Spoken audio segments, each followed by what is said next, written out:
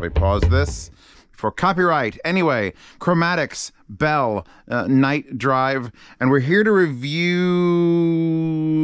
these. Oh, dirty. Handprints, lots of moving these. They are mildly heavy. These are the Klipsch RF 8060s. I'm sure there's a bunch of other letters and numbers. All you got to know is there's two versions of this speaker. I'm going to be talking about this one. This one is the 8060. There is the 8000 series. It's exactly the same as this, only the 8060 adds, well, a whole other goddamn speaker to the top of it. See, that's an Atmos speaker. Klipsch sent me this set of speakers. Actually, they sent me the center channel I already reviewed, these, the RP 600M Mark IIs, and the Atmos like side mount ceiling speaker. They sent me an entire 5.2.1. And eventually I will get that entirely hooked up in a spot. But for now, I'm just too enamored with like the individual components that they provided to just be like, hey, here's a thing with a whole, but by the way, this is nice. Here's just everything at once, because I did the entire center channel as its own dedicated video, and I'm doing these as its own entire dedicated video. Not because I want to stretch out time or anything, because they fucking deserve it. These 8060s, here, all right, here's the deal. I recently rearranged the room. If you can't tell, there's no speakers in the back. The speakers that used to be in the back, ignore that, were these RF7s. The big boy Klipsch. The big boy Klipsch with the 10s. And my friend was here. He helped me move all this shit. Not shit. It's all great stuff. You're all great stuff. Oh, God. But the thing is, he sat here knowing he is an absolute Klipsch fanboy. And I sat here knowing I'm a pretty big Klipsch fanboy. And we sat here listening to these speakers, and we said this question, and we weren't joking. Are these the best speakers Klipsch makes? And I'm not just talking about like for home theater. I'm talking about, are these the best speakers Klipsch makes at all? I'm talking, we have the 9s. I got the 9s and the 7s under the thing because I was burning them in. I've got Heresies there. I got Fortes up in the fucking room. I've heard all the way up to the Jubilees. I don't like the Jubilees in Munich, by the way. I didn't bring that up, but they just didn't do anything for me. They were too much. Yet sitting here in my basement, in a room that everyone will complain, oh, you don't shh, so much insulation up there, and there's double carpets, and there's no walls. Shh. Is this the best speaker Klipsch has? If it's the best speaker they make now, then it might be the best speaker they've ever made. And I'm sitting here, and I'll talk about the stack too, because I did something special tonight. Wait. Did I break the internet? Great. Can't get music to play. Wait.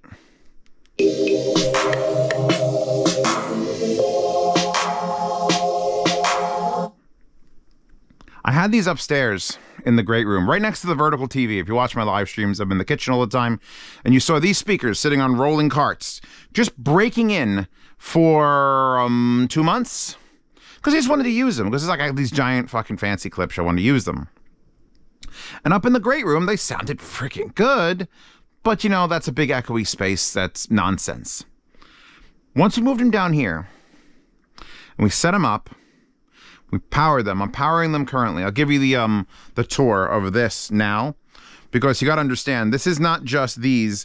These, by the way, with this is a $1,000 speaker, and that's a $1,000 speaker. So it's 2,000, two Zeos, 2 gemstones in the title.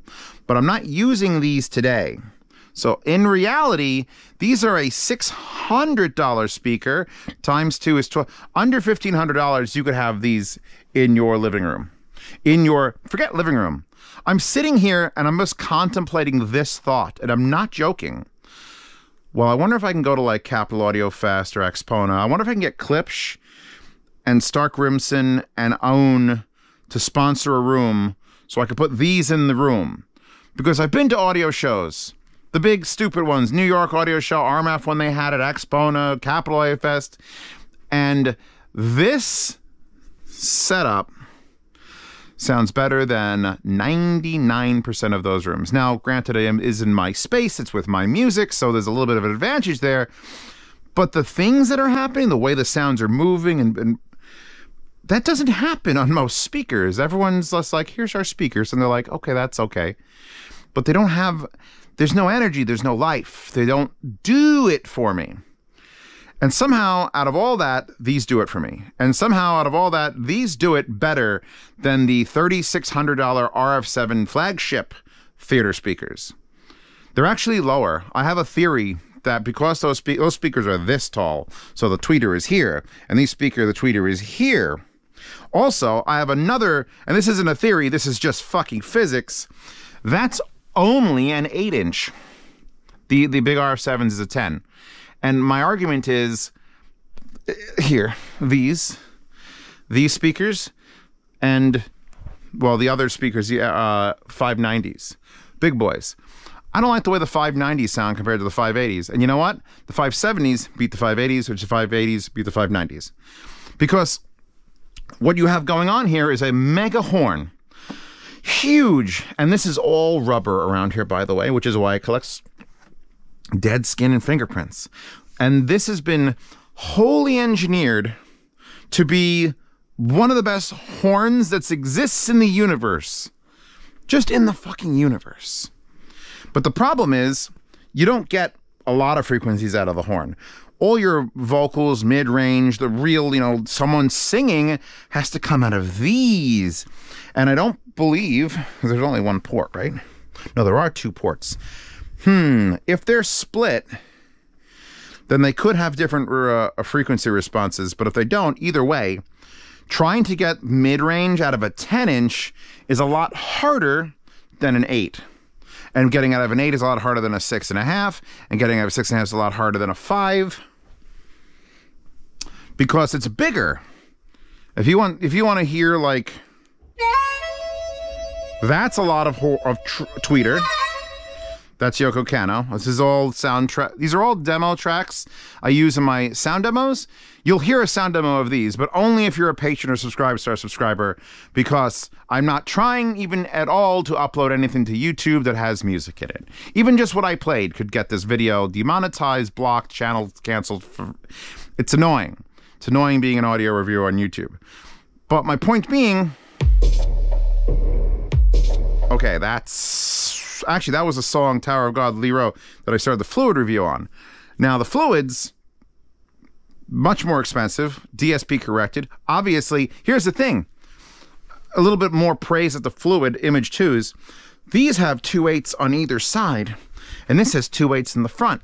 And this only has a tweeter, and that has a tweeter and a mid-range. So there's actually more going on in the Fluid Image 2 than in this.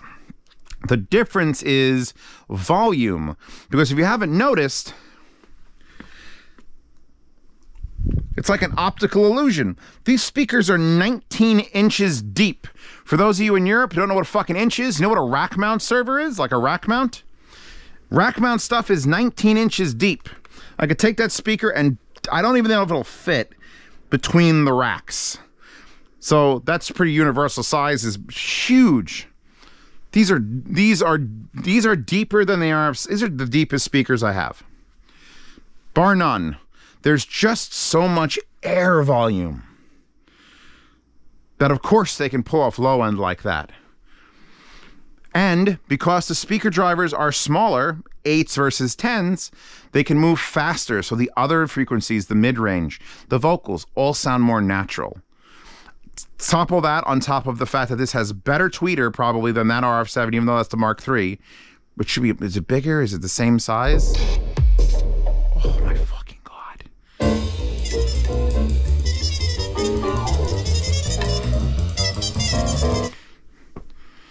Alan Silvestri, Marvin Bebop from the Back to the Future, 2015 reissue.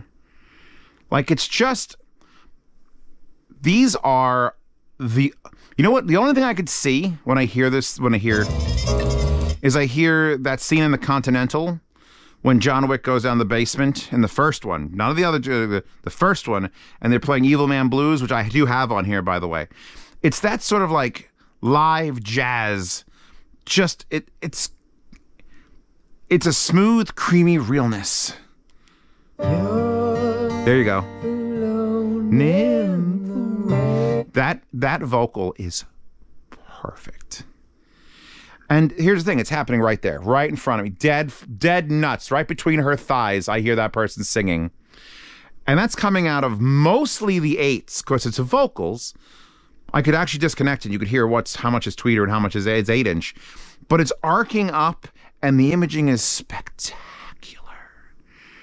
Now, I said I was going to go over the center stack here, because this is not my normal setup. I recently, and by recently I mean like 2.5 hours ago, finished the review of this. The Class A Aoun S17 headphone amp. And you're like, well, what the fuck does a headphone amp have to do with this setup, Zeos? Aren't you reviewing some Klipsch towers? Yes. Well, I figured out on my desk 3.5 hours ago that using this as a preamp to bring your source in, fuck with it, and then set it out and use this as the control does magic. So these speakers are good. We listened to them just straight. I had them straight. I have an Aoun S8 DAC down there, and that has a volume control, and I was able to plug those, but directly into the Stark Rimson monoblock amplifiers, which is what's powering these monoblocks with their current configuration. With the they have an upgrade. They're $1,900, so they got $2,000 in monoblocks pushing them, which is again not what you would for a home theater. I will eventually hook them up to this Pioneer, or I'll get my Emotiva 7-channel and I'll hook everything up to that. But so we've got some very, very audiophile, the best amplifiers I've ever heard, hands down, here. But they're very, very clean, and they don't add anything to the sound, which is good. And when I push them out of the DAC that I trust and love, that's good. But now, I got a little bit of Class A, not stank, but like, I don't know. I feel like this is also a continuation of the Aoun S17 headphone amp review. Because at the end of that review, I predicted I'd do this. Because I'm like, there's no way I'm not going to be able to I have to know. Because I hooked this little thing up to the FT3s on my desk, which is little SP3s, the little FIO speakers that are this big. And it made a world of difference there. And now I could tell you sitting right here, here's the audio chain. Computer, USB to Matrix X SPDIF 3, which is converting USB to II2S. II2S cable going into the Aoun S8. S8 at maximum volume, getting 96K off the music, going up into the Aoun S17 headphone amp. And then these little jumpers go from here to the Stark Rimson mono. And then we have these beautiful Periapt speaker cables, which are all made of Magomi and all. They're real nice speaker cables. I like Periapt, so I'll give them the shout out. But I got the Periapt speaker cables going to these speakers. I got these speakers sitting here on little pieces of wood. We got to talk about that for a second. Now, you know the thing. The one thing that I don't like and have modified is the angle. They have really weird, I'm going to get down on all fours for you people. First, we're going to look at this. See this Klipsch logo is sideways? It showed up like this. So if you get a set of speakers, make sure I can finally peel it off. I wanted to show it on the review. Come on. There we go. Oh, there we go. Oh, Gib. Yeah, I will reapply this correctly now. There we go. So just check that. The adhesive is all crooked and shit. But these feet kind of scare the shit out of me. Do you see what they are? They're like metal blades that go to like a fucking less than a centimeter. They're like 1/4 inch fucking metal blades, 4 of them. And I had these on my wooden floor. I never put them on the wooden floor. I put them on the rolling carts. I would be deathly afraid to have this on wood, because that would just, still crooked. Having these on just straight wood would just scratch the shit out of it. If you want to adjust it, it would just be like, eh.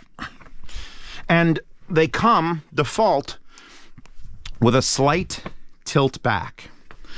And usually that's fine depending on where you're sitting, because this should point, this is such a directional array that I have it tilted up 3/4 of an inch. I have a 3/4 inch piece of birch or something back there. And it's just tipping it up so that this is pointing straight at my face. Before I put that in there, it was pointing right above my head. And I noticed if I sat down, I went through the perfect spot. So the only advice I'd give you would be make sure you enjoy them where they're pointing. Because all you got to do is take something and just shove it under the rear legs, and you're good. They're now exactly pointing at me. Obviously here and here, not here, here and here. Give a little more width to it, a little more breath. Remember, moving speakers is fucking free. No one charges to move the speakers unless you pay someone, in which case, pay me, I'll move your speakers all goddamn day. But we sit here.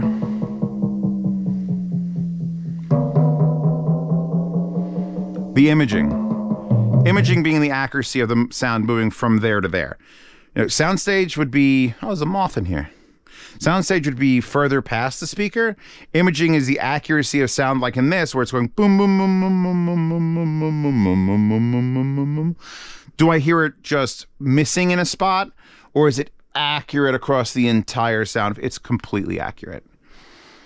And that's not to do with the Class A here. That's got to do with the speakers and the horn and the refinement on it. That's why my friend and I were just staring at it going, are these literally the best speaker that Klipsch has ever made and currently sells? Because it's gotta be. Moth, go home, moth. I don't want to slap a moth. A fly, I'll beat the shit out of it. A moth, just don't eat my clothing, all right? Cool? Cool, buddy.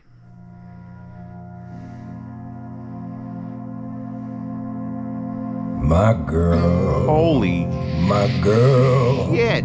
Don't. That's In the Pines from the American Gods OST. American Gods, first 2 seasons were some of the best television that's ever existed. Then the 3rd season happened, and it's like, did the Game of Thrones writers take over? The fuck?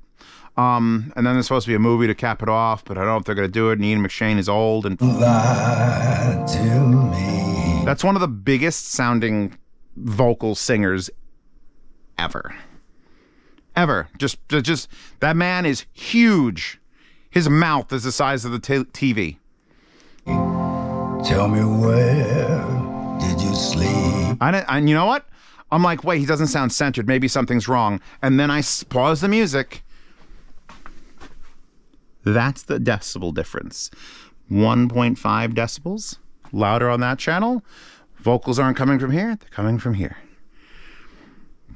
These should not be classified as home theater speakers.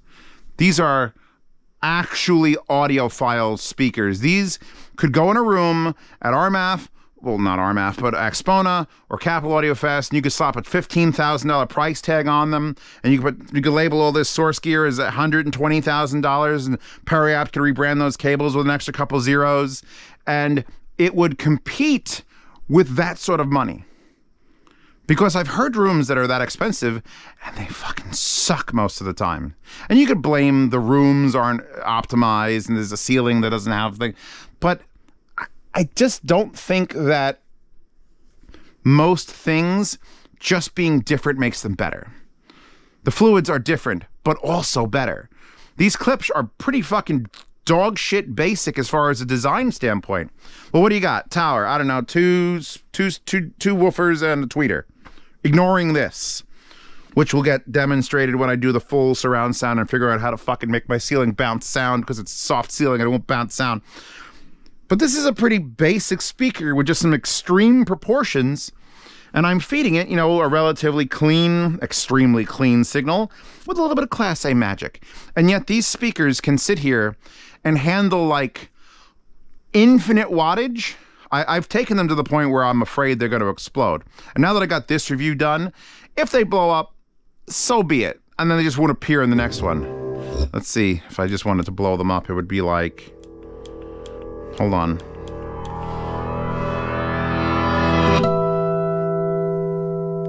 I can't play any more than that. I'm pretty sure that's already going to be like, that was yes. The YouTube bots are like, that was yes. I heard yes roundabout. JoJo fanboy over here.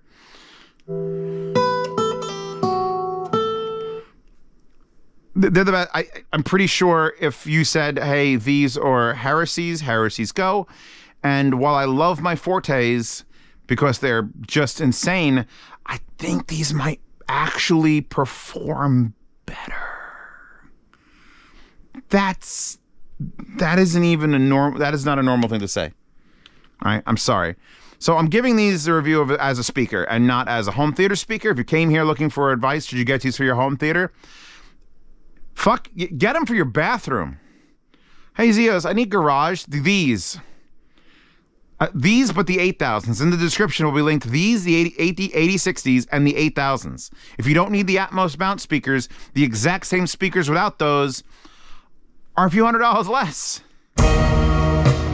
Oh my science. So here's the thing. I'm going to talk normally. I want you to understand how loud Dark Side Megatron is playing. So I'm going to unpause it, and then I'm just going to keep talking, and it's like, holy shit. Also, when I play pause, it raises the volume 1. The Own has one fatal flaw. It as a bitch for infrared like code. There, I just went unpause, and it's now at 55, which is bad because at 56 it makes a volume jump.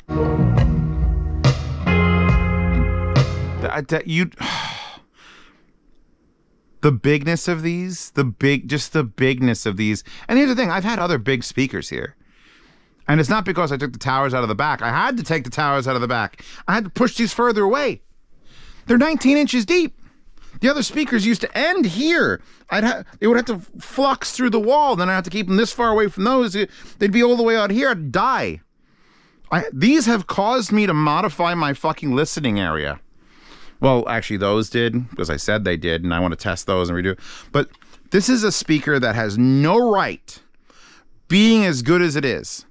Zero right. It's like Klipsch fucked up, and they're like, they got the plans mixed up on the table. They had like this plan for like an $8,000-9,000 tower that would compete with all the audiophile bullshit that's out there. And they made this like home theater one that's just going to be like a relatively budget, but big, and they fucking swapped them, and then someone built one and not the other. And I was like, I don't know, just sell it.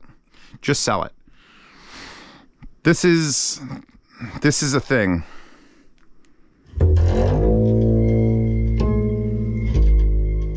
I know that'll get me copyrighted because this is fucking the Gungrave OST, and I can't play any more than that. It was 4 seconds, YouTube. I swear if you content match me for 4 seconds, I will crawl through my RG45 and fucking punch you. Can I threaten YouTube as a whole? Corporations are people, right? So you can punch a person in the face. Just kidding, YouTube. I love you. Please don't fuck me in the algorithm any harder than you already have.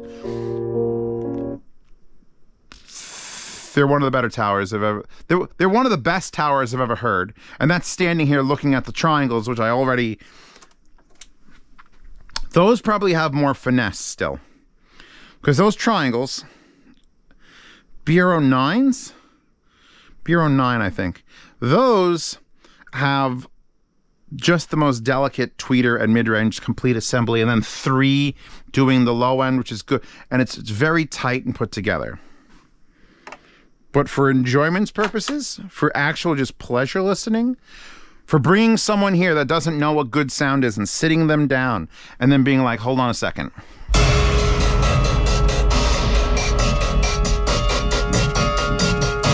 By the way, it's One Punch Man. These would do that harder to them. So, yeah, no, yeah, no, yeah. Just, I should probably look at the back, which is going to involve me getting my goddamn knees again. Or I could just take the camera off my head here. Hold on. Hi. It's late. It's 1:40 in the morning. That is what we're looking at. You have 2... these are all machined aluminum, by the way. But the 2 on top are for the Atmos. And then you have left and right for the treble and bass drivers. And you could bi-wire them. So you could have up to 6 wires going to each one of these speakers. One set to control this, one set to control these, and another set to control that. And you know what? It makes me kind of want to do a thing, because I haven't done a thing in a while. I've done many things. But I got these Tuxedo's devices, tube amps. They're only 8 watts a channel. But you know what doesn't need a lot of power? That. I could split the signal coming out of the DAC and this, and then push the tweeters with these, and then either the Marantz monoblocks or keep using the Stark Crimsons for the bass. What would that do? That's the kind of mad science hour shit that these speakers are inspiring me to do, because they're so good. They are beyond what they should be. And the fact that Klipsch, these should absolutely, if you're one of those companies that's going to an Expona and you want to show off your source gear, because there's a lot of rooms that show off source gear, and they all use the same fucking speakers, Magicos. It's like Magico gives out speakers. Fuck Magico. Get us at a Klipsch 8000s. Just get us at a Klipsch 8000s. I believe in my source gear more because of these speakers than almost anything else. What a perfect song. A Cold Love. I'm trying to get like 6 seconds. I think 7 seconds is when it kicks in for the... If this gets blocked, you're just going to hear a lot of mute. I want to share the music with you so bad. And everyone's going to be like, just get copyright-free music. Zeos, it's the same. It's not the same. This is music I love. This whole channel is about music. This whole hobby should be about music. All right? I mean, if you're into home theater, then it's about movies, but it's still a media that you enjoy and you absorb, and that brings you happiness and sadness. Like, that's the definition of what that is. If music can do that, movies can do that, a book can do that. This is all bullshit that just brings that music to you. My job is to connect the road from the CD or MP3 or FLAC or streaming service to your fucking ears, aka your heart. Isn't that poetic? All this stuff is irrelevant. If you could do this for $4, then you don't need none of it. If you can get a $4, you can get an airplanes earbuds and still cry to your favorite songs, stop watching this channel. I'm having a little bit of a hard time crying from AirPod earbuds. So I have to keep stacking shit on top of itself because I want to feel the emotion of the music. I want my body to react to the music. And it doesn't do it unless it sounds really fucking good. And guess what? This do. This done do feel real good. So yeah, I'm just you expect more reviews with the Klipsch stuff, probably a big son of a bitch review with everything set up in that receiver in the coming weeks or months. Why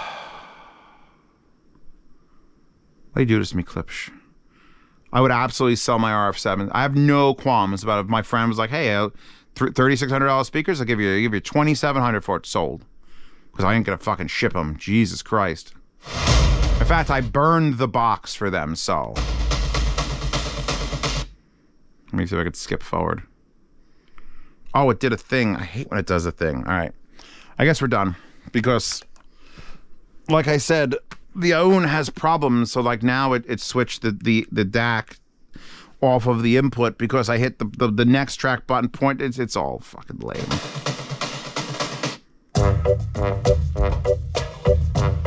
You know, these are some of the most hilariously big and sounding and amazing speakers I've ever heard, and I think they should compete not with home theater stuff at all.